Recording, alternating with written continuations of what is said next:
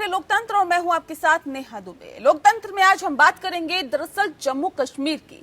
जम्मू कश्मीर में पिछले साल धारा 370 हटने के बाद अब हालात धीरे धीरे सामान्य हो रहे हैं। पाबंदियां खत्म हो रही है, मोबाइल इंटरनेट लैंडलाइन सेवा शुरू हो चुकी है, स्कूल कॉलेज दफ्तर भी खुल चुके हैं। अब केंद्र सरकार की कोशिश कश्मीरियों का दिल जीतने की है। उधर राष्ट्रवादी सोच के स्थानीय लोगों का कहना है कि उनको अपनी बात रखने के लिए सरकार प्लेटफॉर्म दे। आखिरकार स्थानीय नेताओं की मदद से ही जनता का दिल जीता जा सकता है। एक रिपोर्ट देखिए। पिछले साल 5 अगस्त को जम्मू कश्मीर से अनुच्छेद 370 के अधिकतर प्रावधानों को समाप्त करने और राज्य को 2 केंद्र शासित प्रदेशों में बांटने से एक दिन पहले मोबाइल इंटरनेट सेवाओं को पूरी तरह से बंद कर दिया गया था। सरकार की ओर से ये कदम उठाए जाने से कुछ घंटे पहले पूरे प्रदेश में कर्फ्यू जैसे प्रतिबंध लागू कर दिए गए थे। पूर्व मुख्यमंत्री फारूक अब्दुल्ला, उमर अब्दुल्ला, महबूबा मुफ्ती सहित कई स्थानीय नेताओं को नजरबंद कर दिया गया था। हालांकि प्रतिबंधों के बाद में ढील दी गई, स्कूल कॉलेज खोल दिए गए, ऑफिस बाजार भी खुले, लेकिन अभी भी घाटी में हालात पूरी तरह से सामान्य नहीं हुए हैं। सुरक्षा बलों के साथ आतंकवादियों की मुठभेड़ की खबरें आती ही रहती है। केंद्र की ओर से घाटी में शांति स्थापित करने की हर संभव कोशिश हो रही है। स्थानीय नेताओं के जरिए राज्य की जनता तक पहुंचने के प्रयास हो रहे हैं। गृह मंत्री अमित शाह ने कहा कि प्रधानमंत्री नरेंद्र मोदी द्वारा अनुच्छेद 370 के अधिकतर प्रावधान हटाने के साथ ही हमने पाकिस्तान द्वारा कई वर्षों से परोक्ष रूप से जारी युद्ध और आतंकवादी कृत्यों के खिलाफ निर्णायक लड़ाई शुरू की है। इससे कश्मीर और क्षेत्र में दीर्घकालिक शांति भी सुनिश्चित होगी। देखा जाए तो भारत कई वर्षों से आतंकवाद की समस्या का सामना कर रहा है और दुनिया में बहुत कम ही देश होंगे जिन्होंने आतंकवाद के खिलाफ इतनी लंबी लड़ाई लड़ी हो। उधर कश्मीर के लोगों का कहना है कि बहुत सारे राष्ट्रीय सोच वाले लोगों को अपनी बात कहने का प्लेटफॉर्म नहीं मिलता। सरकार अलगाववादियों के साथ इतना उलझ जाती है कि राष्ट्रवादी लोगों की परवाह ही नहीं करती। उधर कश्मीर के लोगों का कहना है कि बहुत सारे राष्ट्रीय सोच वाले लोगों को अपनी बात कहने का प्लेटफॉर्म नहीं मिलता। सरकार अलगाववादियों के साथ इतना उलझ जाती है कि राष्ट्रवादी लोगों की परवाह ही नहीं करती। हाल में राज्यपाल जीसी मुर्मू द्वारा एक सलाहकार समिति बनाने का फैसला किया गया है। इस समिति के गठन के जरिए ये संदेश देने की कोशिश है कि राज्य का प्रशासन ऐसे लोग संभालेंगे जिन्हें पहले चुनाव में जनता ने चुना है। ये समिति विश्वसनीयता वापस लाने और रुकी हुई राजनीतिक गतिविधियों को भी रफ्तार देने का काम करेगी। सूत्रों के मुताबिक समिति के गठन के लिए लगातार बातचीत जारी है, लेकिन इसके गठन में अभी भी 2 से 3 महीनों का वक्त लग सकता है। सूत्रों का कहना है कि पूर्व पीडीपी मंत्री अल्ताफ बुखारी की नई राजनीतिक पार्टी अपनी पार्टी इस समिति के गठन में अहम रोल निभाएगी। फिलहाल विश्लेषकों का मानना है कि इस समिति को भी स्थानीय लोगों के बीच विश्वसनीयता स्थापित करना एक बड़ी चुनौती होगी। Bureau report. जी हाँ, तो जम्मू कश्मीर में पिछले साल धारा 370 हटाई गई थी, उसके बाद हालात धीरे धीरे सामान्य हो रहे हैं। जो अब बेपटरी जिंदगियां थी उनको पटरी पर लाने की कोशिश की जा रही है, लेकिन इस बीच आवाज ये भी है कि हमें प्लेटफॉर्म दीजिए, हमें अपनी बात कहने का अधिकार दीजिए। तो ऐसे में हम तफसील से चर्चा करेंगे कि क्या जो देशभक्त हैं या फिर देश के लिए काम करते आए हैं या ऐसे लोग जो आवाज अपनी उठाना चाहते हैं, क्या उनको पूरा हक देना चाहिए कि वो अपनी आवाज बखूबी उठा सकें। इस पे आज हम तफसील से चर्चा करेंगे। हमारे साथ खास मेहमान मौजूद हैं, उनसे आपका तारुफ करा देते हैं। एसपी वेद जी हमारे साथ हैं, पूर्व डीजीपी हैं जम्मू कश्मीर के। वेद साहब, बहुत स्वागत है आपका। साथ ही हमारे साथ सुदेश वर्मा जी जुड़ गए हैं, बीजेपी के राष्ट्रीय प्रवक्ता है। बहुत स्वागत है आपका सुदेश जी। अजय कौल जी हमारे साथ हैं, एडिटर हैं एपीएन के। अजय जी, बहुत स्वागत है। और साथ ही हमारे साथ वजहत फारूक भट्ट जी जुड़ गए हैं, एक्टिविस्ट है। बहुत स्वागत है सर आपका भी। सबसे पहला सवाल मेरा वजहत फारूक जी आपसे ये है, किस तरह से आप इसे देखते हैं, क्योंकि आपने ट्वीट भी किया इसको लेकर कि हमें प्लेटफॉर्म मिलना चाहिए, हमें अपनी आवाज उठाने का हक मिलना चाहिए। क्या आपका कहना है, कहाँ आप खामी कहाँ कमी देखते हैं और क्यों आपको इस तरह का ट्वीट करना पड़ा? जी, पहले तो आपका बहुत ज्यादा शुक्रिया कि आपने हमें मौका दिया अपनी बात रखने का। तो मैं स्टार्ट करता हूँ कि अगर आपको पता है कि दैट फ्रॉम लास्ट 3 डिजिट्स अगर हम कश्मीर की बात करें तो यहाँ पे मिलिटेंसी हाई पीक पे रही है। तो यहाँ पे मोस्टली थाउजेंड्स ऑफ यहाँ पे कश्मीर की जान गई है। तो स्पेशली अगर हम बात करें कि यहाँ पे जो टेररिस्ट नहीं, आज तक यहाँ पे जो नेशनलिस्ट जो एलिमेंट्स थे यहाँ पे, उनको हमेशा टारगेट किया है। तो जब भी कोई नेशनल एलिमेंट खड़े हो गए यहाँ पे काम करने, मतलब उन्होंने चाहा तो उनको हमेशा टारगेट किया गया।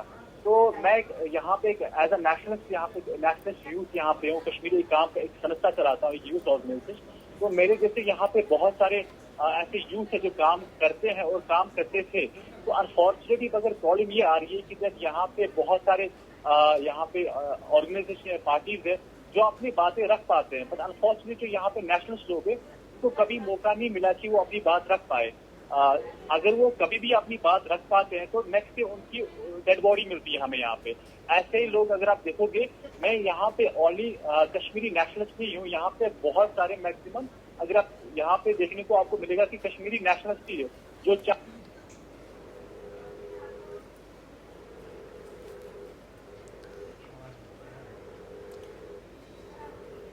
लगता है तकनीकी खराबी की वजह से आवाज़ उनकी नहीं पहुंच पा रही है। लेकिन ऐसे में जो वो कहना चाह रहे थे कि यही कहना चाह रहे थे कि उनको पूरा मौका देना चाहिए कि वो अपनी बात को बखूबी रख सके। अब एक सवाल यहाँ पे अजय कौल जी ये भी निकल के सामने आता है कि ऐसा क्यों इन्हें लगता है कि इन्हें इनकी बात रखने का अधिकार इनको नहीं दिया गया, या फिर इस तरह की स्थितियां हैं कि इन्हें अपनी बात ये बखूबी नहीं रख पा रहे हैं?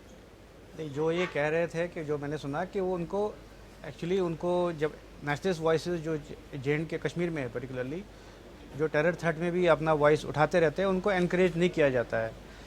तो अभी एक्चुअली पूरा अब आवाज़ तो आई मीन चली गई, उनसे और पूछेंगे। पहले हम मे बी वैद साहब से पूछ सकते हैं, डीजीपी रहे हैं जे में। Sir can you hear me? आप आवाज़ आ रही है? यस। जैसे आपने वजाहत को सुन लिया है कि नेशनलिस्ट जो वॉइसेस हैं वहाँ पे कश्मीर में उनको एनकरेज नहीं किया जाता, जैसे उन्होंने कल ट्वीट भी किया था कि उनको तभी याद किया जाता है जब उनको मारा जाता है और हैशटैग चलता है ट्विटर पे थोड़ी देर के लिए, and after that everybody forgets. तो आप क्या कहेंगे इस पे?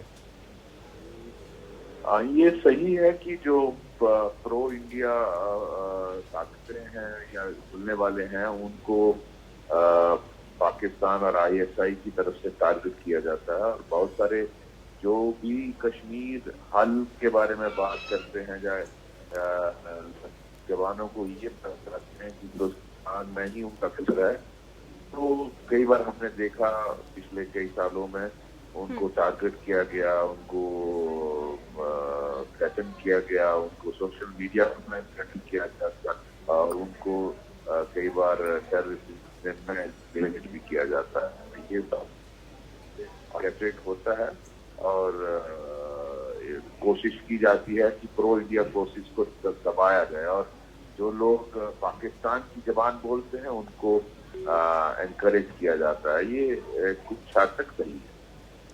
सर मेरा ये मानना है, बहुत देर से मेरा ये मानना है, आई एम कन्विंस एक्चुअली, कि कश्मीर में है बहुत सारे, there are lot of people who are pro India और may be and not really pro Pakistan, but because of the terror threat, जो मतलब उनको जो जान का खतरा है उसकी वजह से they are not able to speak up I mean the real voice, and then they flow with the tide की प्रो पाकिस्तान। आप हाउ डू यू सी, मतलब आप क्या मानते हैं उसके बारे में?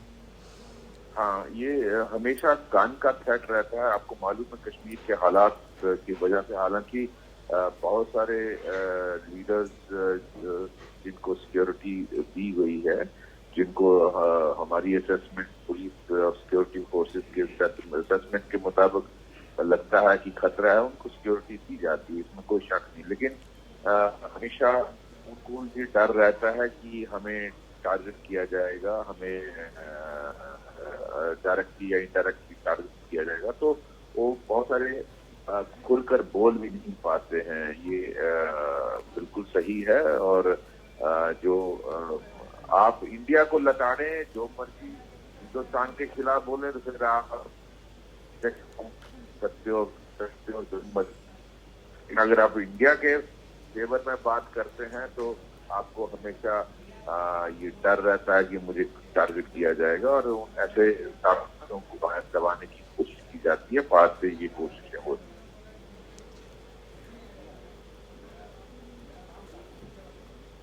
क्योंकि आज तो वजाहत ने ट्वीट किया, मैंने पहले भी देखा है कई सारे जो प्रो इंडिया वॉइसेस है जो ट्विटर पे होते हैं, बड़े एक्टिव हैं। इनफैक्ट पहले भी एक दो मैंने ट्वीट नोटिस किए थे कि उन्होंने भी ऐसे एक डेस्परेट ट्वीट्स किए थे कि हमको जान का खतरा है, प्लीज़ लुक इनटू इट, हमको धमकी दी जा रही है, हम अपनी जो आवाज़ उठाना चाहते हैं। तो क्या ये डर को, इसको हम जो how can we provide protection to them और may be encourage them, because it will have demoralizing effect on others also who want to maybe be outspoken. हाँ, ये जो ऐसे लोग हैं उनको जो स्टेट रफ्तार बना के और उनको अगर स्टेट सिक्योरिटी एजेंसीज जो हैं, या सिक्योरिटी विंग है हमारा, या जैसे पुलिस के आला अफसर हैं, वो अगर उनसे राब्ता रहे तो वो उनको थ्रेट असेसमेंट करवाते हैं और उसके मुताबिक आपकी कैटेगराइजेशन Z, Y, X या X2 की जाती है और उसके मुताबिक उनको सिक्योरिटी दी जाती है और उनके घरों में गार्ड भी लगाई जाती है। उन कईयों को ज्यादा थ्रेट हो तो गाड़ी तक भी दी जाती है, बुलेट प्रूफ गाड़ियां भी दी जाती हैं। तो ऐसा नहीं है कि इंतजाम नहीं होता है, बट ये मैं नहीं झुठलाऊंगा कि ऐसे ताकतों को दबाने की कोशिशें होती हैं। वो कई सालों से देख रहा हूँ, प्रो इंडिया हटते हैं, उनको दबाने की कोशिश की जाती है, उनको डायरेक्टली इनडायरेक्टली थ्रेट्स आते हैं और उनको कोशिश की जाती है कि उनकी जबान बंद रहे। वजाद शायद हमसे जुड़ गए फिर से। वजाद, आवाज़ आ रही है? सर आवाज़ आ रही है सर। तो आप ज़रा बताइए, आपको क्या थ्रेट है, आपको क्यों ऐसा ट्वीट करना पड़ा, क्या आपको क्या लग रहा है कि जरा खुल के बताइए। जो अभी हमारे फॉर्मर डीजी साहब वेद साहब ने अभी बोला कि दैट सिक्योरिटी कहीं ना कहीं मतलब थ्रेट मिलती है, फिर गवर्नमेंट की सिक्योरिटी फोर्स की तरफ से सपोर्ट मिलती है। सर कहीं ना कहीं हद तक तो समाउ की कभी सपोर्ट मिलती है, बट प्रॉब्लम ये है कि सर मैं उस कंट्री में रहता हूँ कि दैट जहाँ पे मुझे अपने मुल्क के बारे में कुछ नहीं, कोई राइट ही नहीं है। अगर मैं अपने मुल्क के बारे में कुछ लिखता हूँ या कोई ऐसा काम करता हूँ कि जहाँ से हमारी यूथ को यूथ एक्टिविटी कुछ करवाते हैं हम, या अपनी नेशन के रिलेटेड कुछ ट्विटर या फेसबुक या कुछ अदर कोई प्लेटफॉर्म वहाँ पे कुछ शोज करते हैं, बट अनफॉर्चुनेटली हमें कोई वहाँ पे नेक्स्ट डे हमें थ्रेट मिलती है एंड कोई कुछ नहीं करता। अगर मैं अपनी बात करूंगा सर, यहाँ पे बहुत सारे ऐसे नेशनलिस्ट लोग हैं जो बहुत ज्यादा काम करते हैं, बट अनफॉर्चुनेटली बहुत सारों ने ऐसा गिव अप किया। बिकॉज रीजन ये है कि जब भी कोई काम करता है नेक्स्ट उनको थ्रेट मिलती है, वो कुछ नहीं कर पाते। कहीं ना कहीं हमें क्या बोलते हैं, यहाँ पे जो सिविल एडमिनिस्ट्रेशन में हमेशा सपोर्ट कभी नहीं मिला है। और अगर आप पुलिस की बात करें तो कहीं ना कहीं हद तक हमें भी निराशा मिली है कि उनकी तरफ से उतना जितना हमें सपोर्ट चाहिए था उतना भी नहीं मिलता है सर।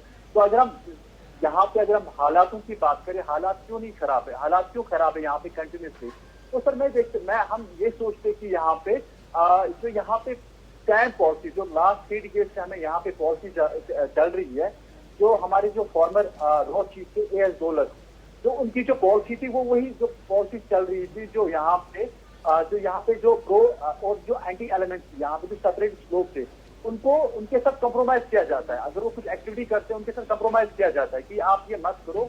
समटाइम्स ऐसा भी हो कि उनको सपोर्ट भी किया गया, नहीं आप रुको, आप ये एक्टिविटी मत करो, तो कहीं ना कहीं हद तक वो चुप रहते हैं, तो वो फिर से स्टार्ट होते हैं। अगर वही सपोर्ट आप नेशनलिस्ट लोगों को दे, वो ये सारे एलिमेंट्स खत्म हो जाएंगे। आपने आर्टिकल 370 जब आपने खत्म किया, आपने बहुत सारे ये रहे थे कि जो उनमें जो मकसद था ये कि जहाँ पे जो एंटी नेशनल एलिमेंट्स खत्म हो जाएंगे, बट कहीं ना कहीं हद तक तो आपको उनसे फिर से कॉम्प्रोमाइज किए जा रहे हो। तो आई डोंट थिंक सो कि ये सही जा रहा है। और दूसरी बात मैं आपको ये बोल रहा हूँ कि दैट हमारी एक यहाँ पे बहुत सारे एक्टिविस्ट थे जो काम कर रहे थे, जो नेशनल एक्टिविस्ट थे, उनकी जाने गई है। एक मेरा करीबी एक दोस्त था, उनको मेरे सामने उनको टेररिस्ट मतलब मार दिया और हम कुछ नहीं कर पाए।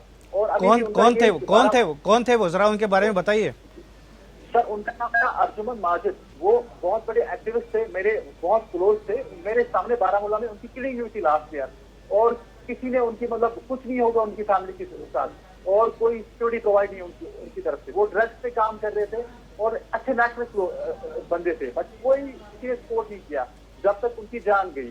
तो फिर उनकी डेथ के बाद वहां पे ट्वीट्स आ गए, हैशटैग उनके आ गए, बट अनफॉर्चुनेटली हैशटैग से कुछ नहीं होगा।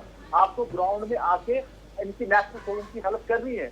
आप ये मत देखो कि कश्मीर के हालात खराब है, कुछ % लोग हैं जो आपको दिखाते हैं कि ये हालात, अगर आप पॉजिटिव वे में देखो यहाँ पे हालात आप नेशनल लोग आपको बहुत मिलेंगे, बट आपको देखना है, आपको उनको सपोर्ट करना है, इंकरेज करना है, क्योंकि ऐसा ना हो कि वो मतलब आते रहेंगे, फिर किलिंग हो जाए, फिर धीरे धीरे वो उस प्लेटफॉर्म पे कोई आ ही नहीं सकता है। किस तरह का सपोर्ट, किस तरह की सपोर्ट की आप बात कर रहे हो? और जब आप थ्रेट की बात कर रहे हो, अगर आप सिक्योरिटी या एस्टेब्लिशमेंट को कांटेक्ट करते हो तो क्या रेस्पॉन्स रहता है?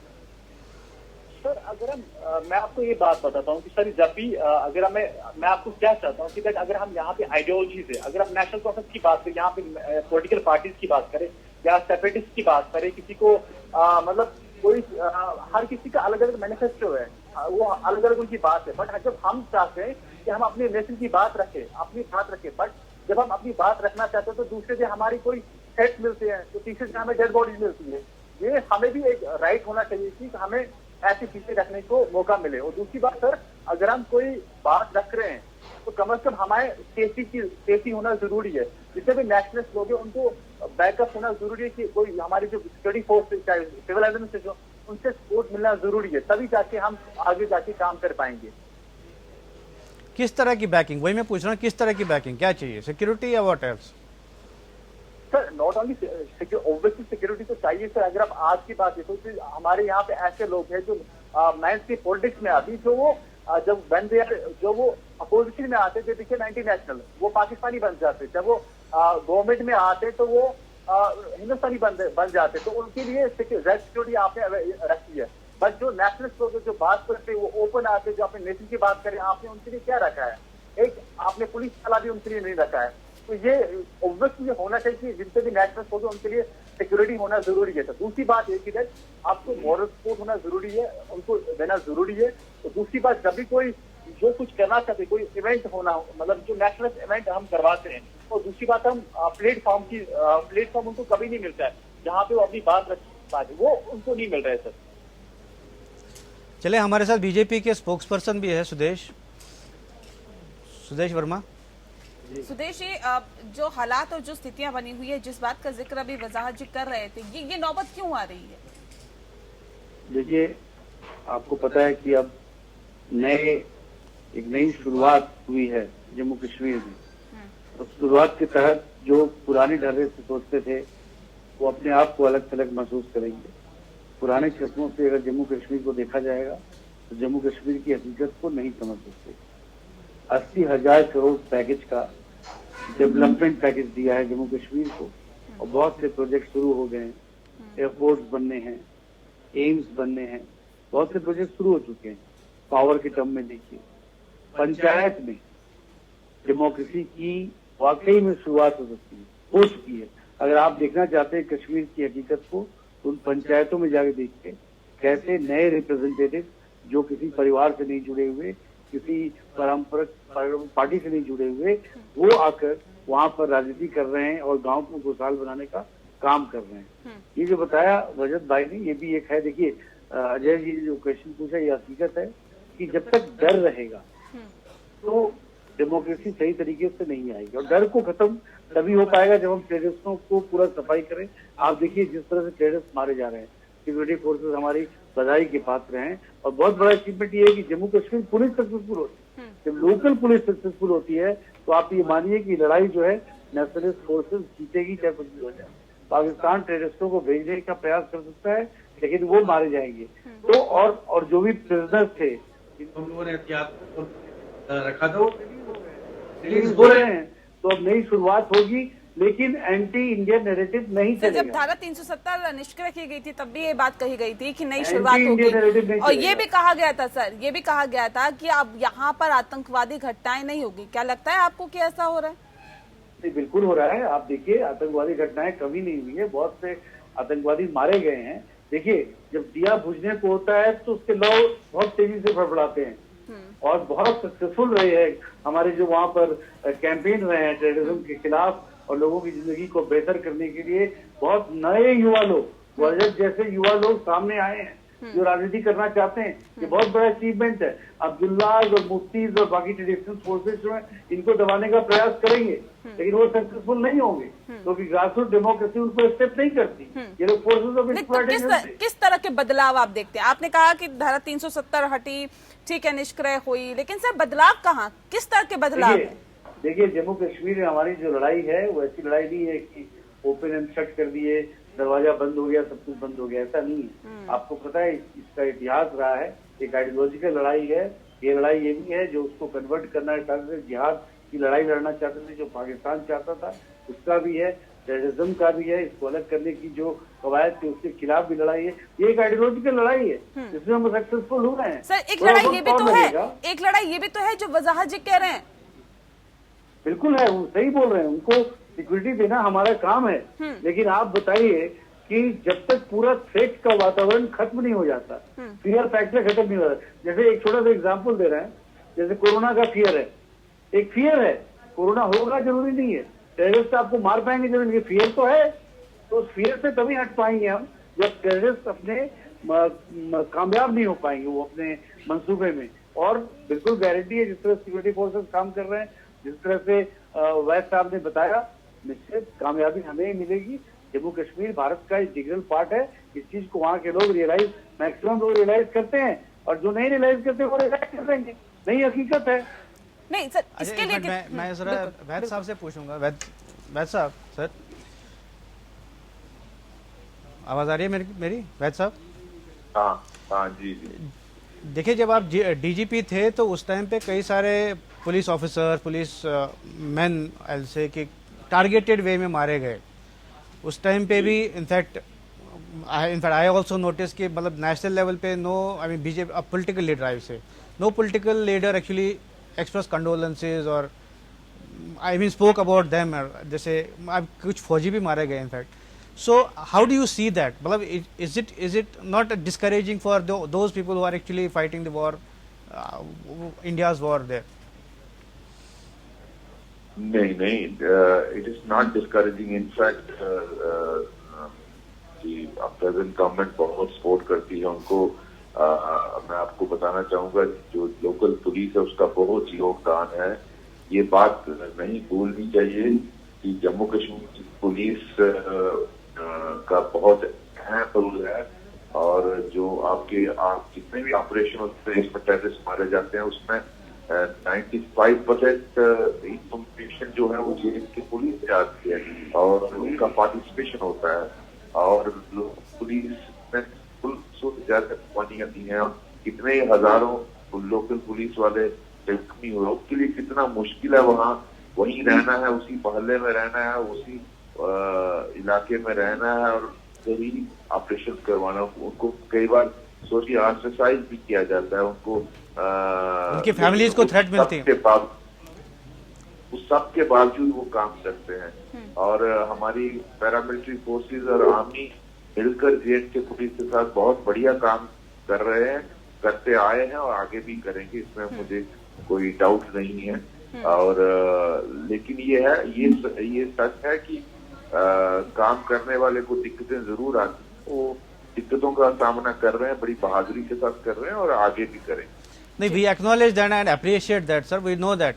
बट उनकी जैसे फैमिलीज को थ्रेट मिलती है या उनके मारे जाते हैं टारगेटेड मैनर में, in fact this has been happening since 90 may be 89-90। But मेरा पॉइंट ये है कि मतलब at national level nobody speaks for them when they are killed और व्हाटएवर, और no, I think no support.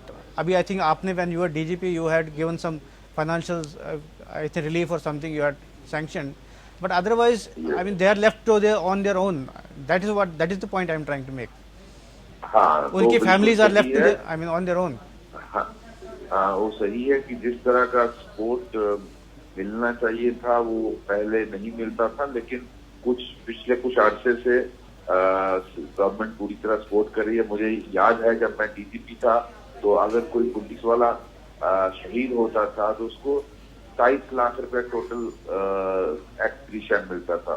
आज वही रकम जो है वो 75 लाख से ऊपर है और उसको जॉब मिलता है, उसकी फैमिली को, उसके और काफी उसको सहूलियतें मिलती हैं। और लेकिन ये सही है, देश में जिस तरह से स्पोर्ट पूरा टोटल बैकअप करना चाहिए, प्राइवेट सेक्टर को बैकअप करना चाहिए। जैसे तो पुलिस वाले ने शहीद कोशिश की उनके बच्चों को बाहर को सम्मान करे, कॉलेज की पढ़ाई, प्रोफेशनल पढ़ाई के लिए लोग जब तक वो अपने पाँव में नहीं खड़े हो सकते तब तक उनको मदद मिले। ऐसे बहुत सारे किए और पुलिस वालों को मोरल बूस्टिंग किया। जब वो आपको याद होगा 2016 में बुरहान पानी के बाद बहुत बहादुरी के साथ पुलिस वालों ने मुकाबला किया। हालांकि बड़े बड़े हादसे हुए जिसमें हमारे डीएसपी, हमारी पुलिस स्टेशन के एसएचओ और उसकी पूरी सबको शहीद कर दिया। उसके बावजूद भी वो लड़के लड़ते रहते हैं और लड़ाई करते हैं। तो ये बहुत बड़ा योगदान है और इसको एक्नॉलेज करना चाहिए। आज पूरा हिंदुस्तान इसको एक्नॉलेज करता है। इंडियन आर्मी को जी एक निर्णायक दौर लड़ाई पहुंची हुई है और मुझे विश्वास है कि प्रेशर कंटिन्यू है। It's a long run battle, बहुत जल्दी आने वाले वक्त में जब तक ये फाइनल फेज में पहुंचेगी, आज मुझे विश्वास है बेहतर होंगे आगे। पाकिस्तान का चलिए इसी उम्मीद के साथ जी बिल्कुल ये उम्मीद सर आपको लगी हुई है कि आने वाले वक्त में हालात बेहतर होंगे। जम्मू कश्मीर में पिछले साल धारा 370 हटने के बाद अब हालात धीरे धीरे सामान्य हो रहे हैं। पाबंदियां खत्म हो रही है, मोबाइल इंटरनेट सेवा, लैंडलाइन सेवा शुरू हो चुकी है, स्कूल कॉलेजेस दफ्तर भी तमाम चीजें खुल चुकी हैं और अब केंद्र सरकार की कोशिश है कि कश्मीरियों का दिल जीता जाए। उधर राष्ट्रवादी सोच के स्थानीय लोगों को अपनी बात रखने का अधिकार मिलने के लिए वो बार बार इस बात को कह रहे हैं कि हमें भी एक प्लेटफॉर्म मिलना चाहिए जिससे के जरिए हम अपनी बात अपने विचार रख सके। इसमें हम तफसील से चर्चा कर रहे हैं, खास मेहमान हमारे साथ लगातार जुड़े हुए हैं। एक सवाल यहाँ पे वजह जी आपसे है, क्योंकि जाहिर तौर पे ये वाकई चिंता का विषय है कि भारत का हिस्सा होते हुए भी अगर हम वहाँ पर कश्मीर में रह के अपनी बातों को उठा नहीं सकते और राष्ट्र हित में अगर हम अपनी बातों को नहीं कह सकते तो जाहिर तौर पे ये एक चिंता का विषय है। लेकिन ये कितना घातक आप मानते हैं?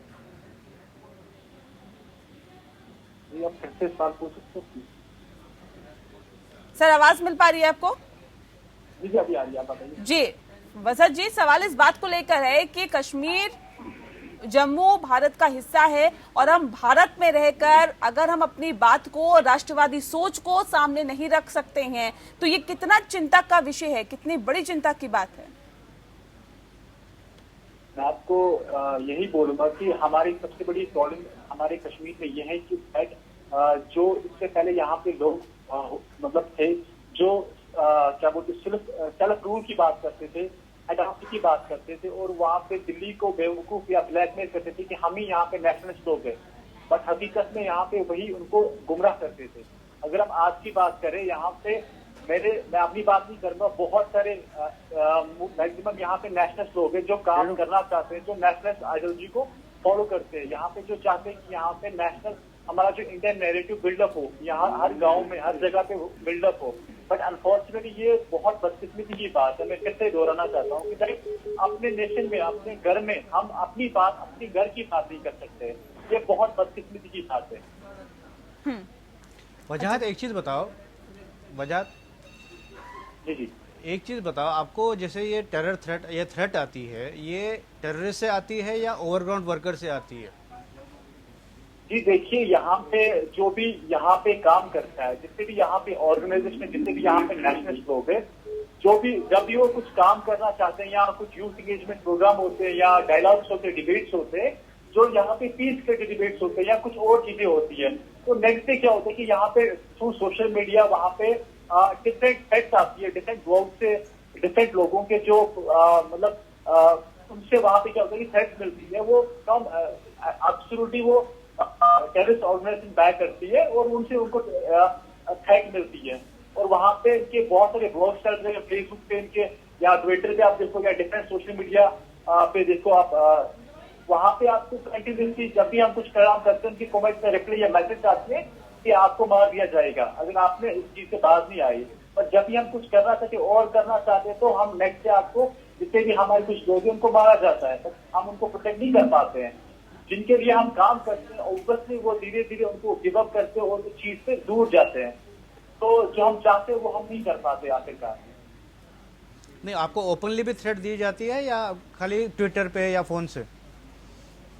सर ये डिफरेंट तरीके से, ये ऑब्वियसली ये डिफरेंट तरीके से दी जाती है। कभी कभार ये थ्रू ब्लॉग्स होते हैं, थ्रू ट्विटर मैसेज भी होते हैं, थ्रू मैसेज भी होते हैं, कभी कभार कॉल्स भी आती है और कभी कभार कभी इनके घर भी जाते हैं या वो पोस्ट लगा के थ्रेट दिए जाते हैं। अच्छा वैद साहब, सर आई वुड संपर्क शायद टूट गया उनसे। वैद साहब आ रहे थे? संपर्क टूट गया। अच्छा सुदेश वर्मा जी, जी जी।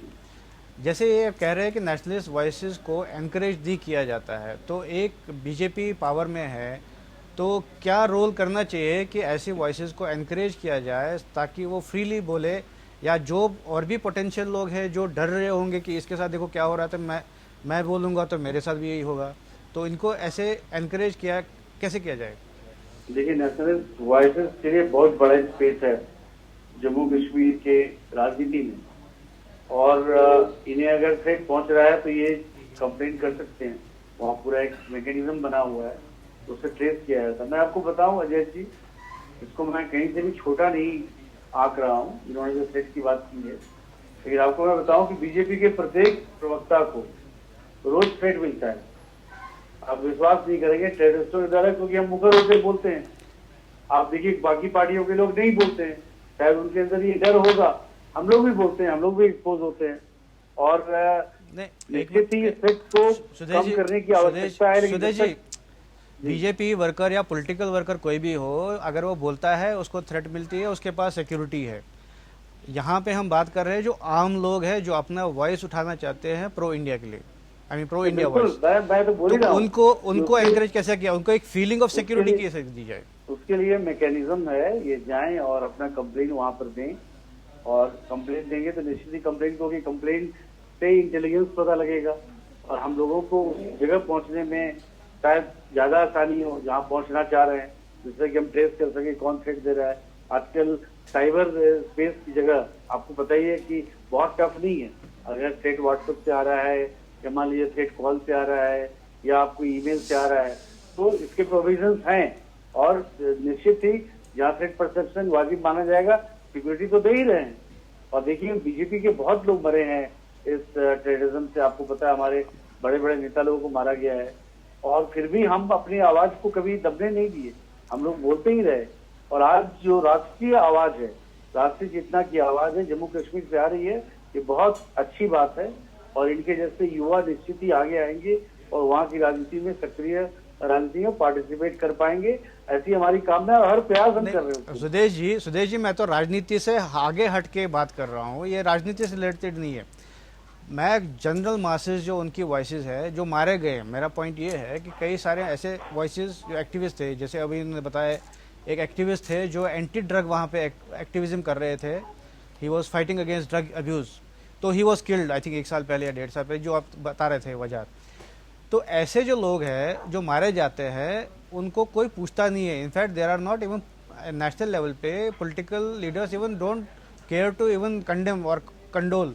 नहीं अजय जी, ये पहले का नॉर्म था, पहले का it used to be a new normal पहले, क्योंकि उस समय मैं 1.5 साल पहले की बात कर रहा हूँ, 1.5 साल पहले राजनीतिक पार्टियां थी वो भी उसी तरह से बात करती थी, लेकिन 370 हटने के बाद इसीलिए इसको यूनियन टेरिटरी में रखा गया है, जिससे केंद्र का सीधा हस्तक्षेप हो, ज्यादा कोऑर्डिनेशन में काम हो सके, और जैसे सिचुएशन बदलेगा इसको फुल स्क्वाड फिर से दे दिया जाएगा। ऐसा सोचना है हमारे पॉलिसी मेकर्स का।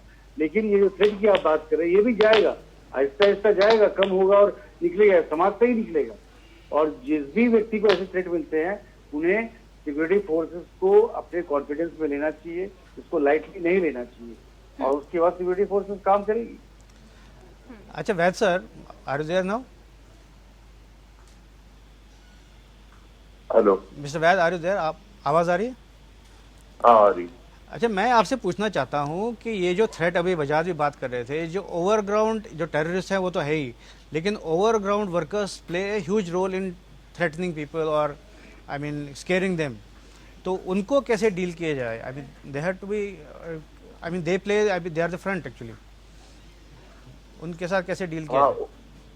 ओवरग्राउंड वर्कर्स को देयर इज ए मैकेनिज्म, ऐसा नहीं है उनके खिलाफ जहाँ भी नोटिस में आता है उनके खिलाफ कार्रवाई की जाती है। और ये जो नेटवर्क है तोड़ने की हम कोशिश करते हैं, और बहुत सारे हजारों की तादाद में ओवरग्राउंड वर्कर्स को अरेस्ट भी किया, बुक भी किया, और उनके खिलाफ कानूनी कार्रवाई भी होती है।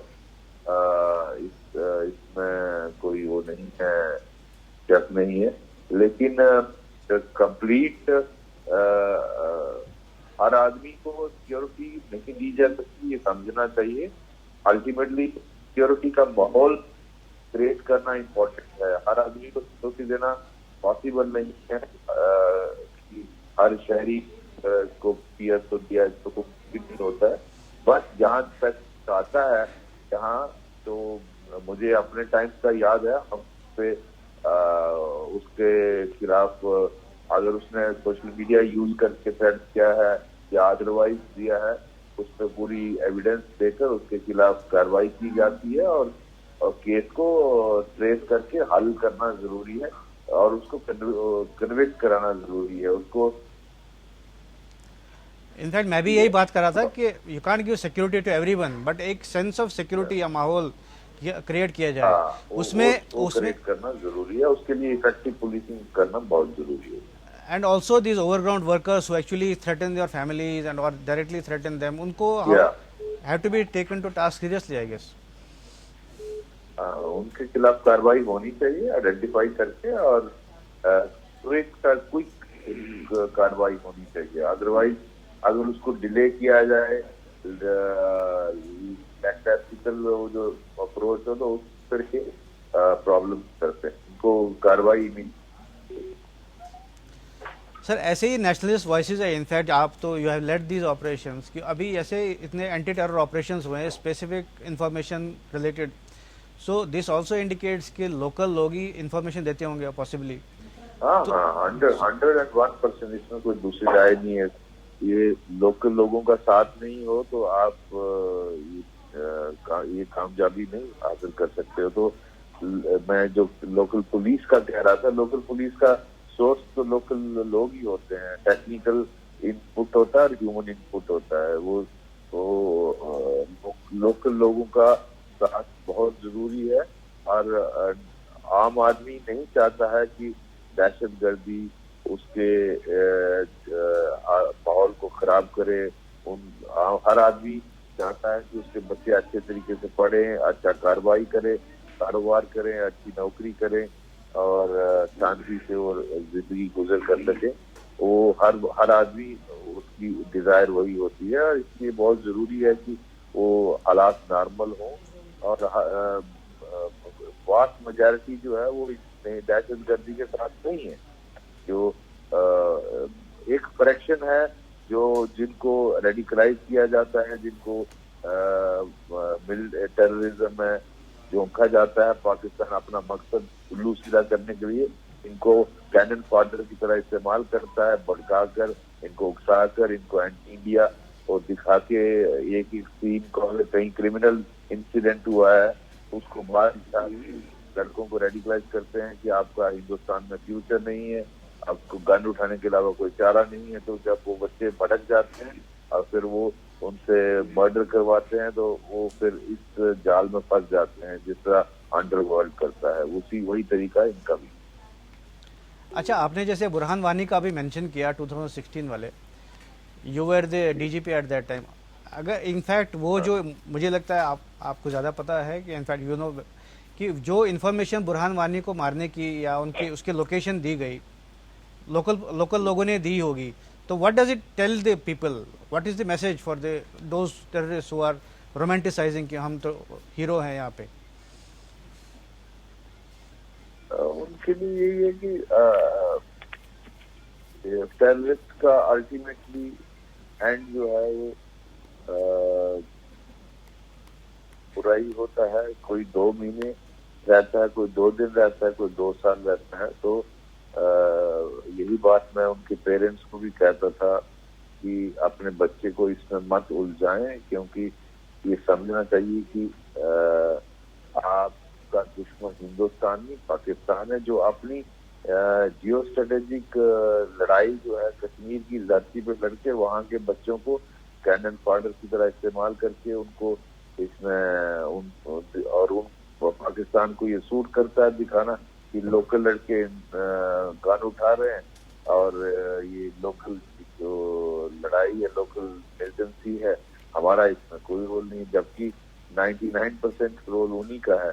सिर्फ इन लड़कों को भड़काते हैं और इसमें झोंकते हैं और फिर ये बेचारे फैमिली, जिस फैमिली का बच्चा मारा जाता है उसका वो फैमिली तो बर्बाद हो जाती है कंप्लीटली, उसको माँ बाप भाई बहन सब बर्बाद हो जाते हैं।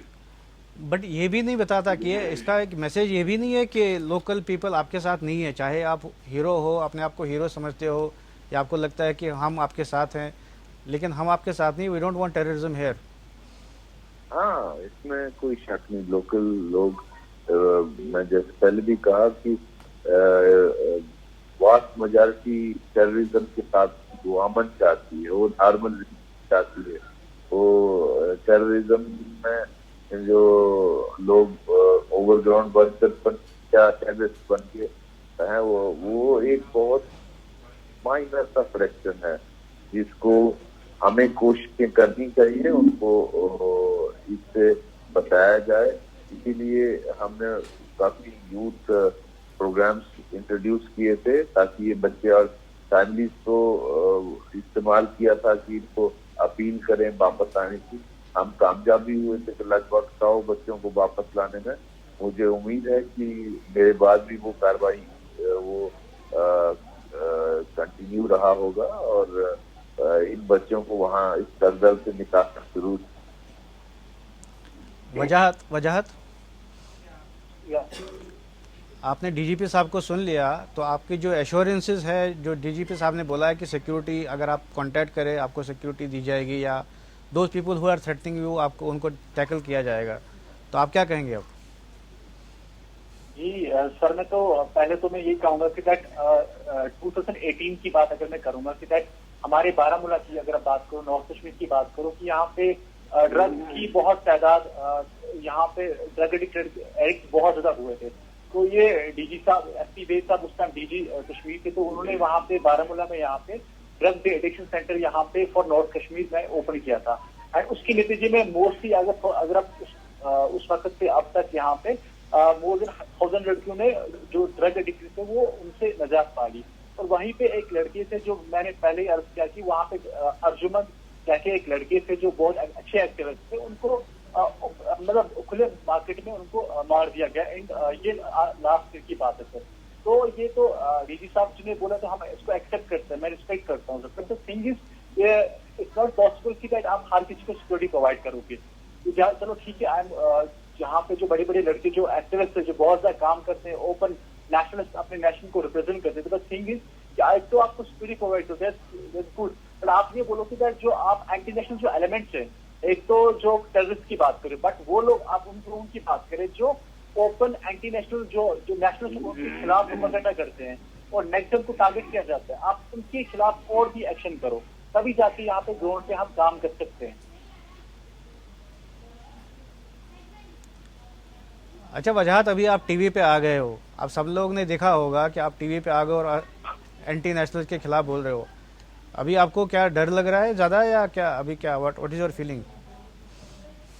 जी देखिए कि आज अभी टीवी पे मैं रिप्रेजेंट करता हूँ जो जितने भी यहाँ पे नेशनलिस्ट लोग हैं, यहाँ पे बहुत ज्यादा वो भी कोशिश करते हैं कि वो अपने आप को रिप्रेजेंट करें, जो हम यहाँ अपना नैरेटिव है, जो इंडियन नैरेटिव वो जो हम यहाँ पे डेवलप करना चाहते हैं, कर रहे हैं, वो अपने आप को रिप्रेजेंट कर रहे हैं। तो आई डोंट नो कि कल मेरे साथ क्या हो जाएगा, मैं इसकी गारंटी नहीं ले सकता हूँ कि कल मैं आप बोल रहा हूँ ट्विटर मैंने ट्वीट किया, नेक्स्ट डे मेरे साथ क्या होगा I don't know. But the thing is यहाँ पे मैं फिर से ये कहना चाहता हूँ कि सिक्योरिटी फोर्स की तरफ से हमें उतना सपोर्ट नहीं मिल रहा है, या सिविल एडमिनिस्ट्रेशन की तरफ से बिल्कुल नहीं मिल रहा है। तो अगर आप और एक बात मैं ये बोलना चाहूंगा कि आपको बहुत सारे ऐसे डिपार्टमेंट है, जब आपने ऐसी बात करनी चाहिए जहाँ पे देखो हम नेशनलिस्ट लोग हैं, हम ये इवेंट करना चाहते हैं, डेरेडिकलाइज प्रोग्राम करना चाहते हैं डिफरेंट एरियाज में, तो हमें बहुत सारे जगहों पे डिपार्टमेंट में ऑफिस में बहुत मतलब वो निराशा मिली। तो उन्होंने कुछ बोला कि आप कर क्या रहे हो, तो आपको अपनी जान की परवाह नहीं है। किसने बोला? किसने? तो हमें भी परवाह होगी। किसने बोला? सही है, बहुत डिपार्टमेंट में हम बहुत जगहों पे गए हम, तो वो खुद डरते हैं काम करे में, तो वो हमें क्या सपोर्ट करेंगे। अगर हम सिविल डिपार्टमेंट की बात करें तो अभी आप देखो कि यहाँ पे क्या हालत है, हम we are not able to do anything. ये सिविल डिपार्टमेंट या सिक्योरिटी डिपार्टमेंट? तो ये सिविल डिपार्टमेंट में बहुत सारी जगहों पे हमें मिला, जवाब मिला हमें ये ऐसा। सुदेश जी आप बताएंगे इस पे कुछ? सिविल डिपार्टमेंट हेल्प नहीं कर रहे हैं। देखिए अगर ऐसा कोई भी मामला होता है, आपको थ्रेट लगता है, मैं फिर से बोल रहा हूँ कि आपको एक वहाँ पर सेल है जो आप कंप्लेन कर सकते हैं सिक्योरिटी थ्रेट के कारण। अगर आपको थ्रेट मिला तो आप थ्रेट बता सकते हैं कहाँ से मिला, तो साइबर यूनिट है वो उसको ट्रैक कर सकता है, लोकल इंटेलिजेंस यूनिट उस पर काम कर सकता है। क्योंकि देखिए अगर लोकल लेवल से ही कोई थ्रेट दे रहा होगा तो ट्रैक हो जाएगा। अगर वो फोन यूज कर रहा है या मान लीजिए वो कोई ईमेल यूज कर रहा हो तो बहुत आसान होगा सिक्योरिटी, वो एक्सपर्ट्स हैं और इसी तरह से वो हैक करके इंफॉर्मेशन को सही जगह पहुंच सकते हैं। तो वो आपकी बात जेन्युइन है, आपकी बात को मैं डिनाई नहीं कर सकता हूँ, क्योंकि जो भी व्यक्ति पॉलिटिकल एक्टिविटीज करना चाहेगा, सोशल एक्टिविटी करना चाहेगा, तो उसको थ्रेट हो सकता है, क्योंकि आप न्यू नॉर्मल की बात कर रहे हैं, आप नेशनलिस्ट फोर्स को रिप्रेजेंट करते हैं, तो ऐसा हो सकता है, इसको डिनाई नहीं किया जा रहा है। लेकिन इससे डील करने का तरीका ये है कि आप कंप्लेन करिए, और कंप्लेन कोई जरूरी नहीं कि आप पब्लिकली करिए, आप जाकर सीक्रेटली कंप्लेन कर सकते हैं। नहीं वो तो कह रहे हैं उन्होंने सिविल डिपार्टमेंट ही उनको डिस्करेज कर रहा है, आप क्यों कर रहे हैं? सिविल डिपार्टमेंट में कुछ लोग हो सकते हैं जो, देखिए अभी तो मैंने बताया जैसे कि अभी तो भय से माहौल से बाहर निकल रहा है जैसे जम्मू कश्मीर, थोड़ा वक्त तो लगेगा, लेकिन देखिए जो न्यू नॉर्मल होने वाला है उस न्यू नॉर्मल में ये थ्रेट नहीं एग्जिस्ट करेगा, क्योंकि जब विकास के कार्य शुरू हो जाएंगे, लोगों को नौकरियां मिल जाएगी, लोग विकास को देखने लगेंगे। अब तक तो सुन रहे थे ना, क्योंकि पैसा तो आपको पता है कहाँ जाता था, सेंटर से तो जाता था, कहीं और चला जाता था। पत्थर फेंकने के लिए 500 रुपये दिए जाते थे, वो उनके लिए न्यू नॉर्मल हुआ करता था। अब न्यू नॉर्मल है कि वहीं उनको नौकरियां मिल रही है, विकास हो रहा है। जब वो देखेंगे तो निश्चित ही अपने जिंदगी को संवारना चाहेंगे। हर व्यक्ति चाहता है उससे जिंदगी मिले। सर सोच में कैसे बदलाव करेंगे? नहीं, बदलाव होगा। देखिए टेररिज्म पर पहले प्रीमियम था कि आप टेररिस्ट हैं, आप ग्लैमराइज्ड हैं, आपको लोग बना रहे हैं कि बहुत बड़े आप आइकॉन हैं यूथ के, लोग आपको पीछ कंधे पर उठा रहे हैं, आपके पोस्टर्स फेसबुक पर दे रहे हैं। वो न्यू नॉर्मल उस समय था, अब नहीं है। टेररिज्म तो प्रीमियम नहीं है। जैसे वैद साहब ने बताया कि टेररिस्ट की उम्र ही कितनी होती है, 1 महीने से लेकर 2 साल 2.5 साल, अभी और कम हो जाएंगे, क्योंकि इंटेलिजेंस यूनिट जो है बहुत तेजी के साथ काम करना शुरू कर चुका है। आपने देखा इतना बड़ा आरडीएक्स का जजीरा पकड़ा गया, ये इंटेलिजेंस के कारण ही पकड़ा गया, जम्मू कश्मीर के पुलिस की। तो जब लोकल पुलिस काम करने लगती है तो टेररिज्म का अंत बहुत नजदीक आ जाता है, जो पंजाब में पहले हुआ था।